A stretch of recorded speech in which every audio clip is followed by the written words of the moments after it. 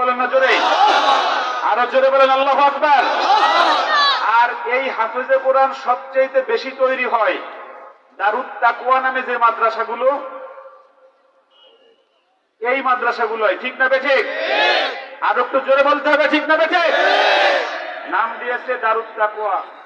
দারুত তাকওয়া শব্দের অর্থ হলো আল্লাহর ভয়ের দরজা।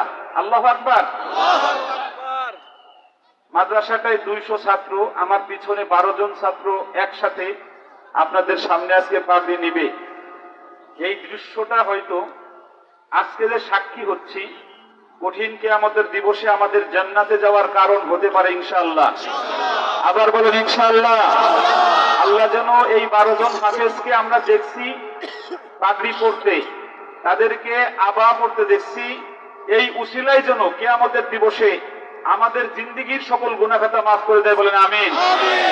আর আজকে আমি দর্শক হয়েছি, যে সকল ভাইদের সন্তান হাফেজ না, নিজে হাফেজ না, আজকে আমরা দর্শক হয়েছি, আগামী 10 বছর পরে আমরা হাফেজে কোরআনের গর্বিত পিতা হতে চাই, বলেন আল্লাহু আকবার। আরো জোরে বলেন ইনশাআল্লাহ। যারা হতে চান একটু হাত তুলে দেখান তো ইনশাআল্লাহ।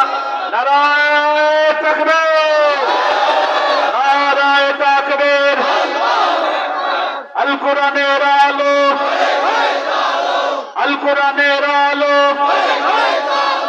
নারায়ে তাকবীর। আজকের সম্মেলন আল্লাহুম্মা আমিন। আমি নিজে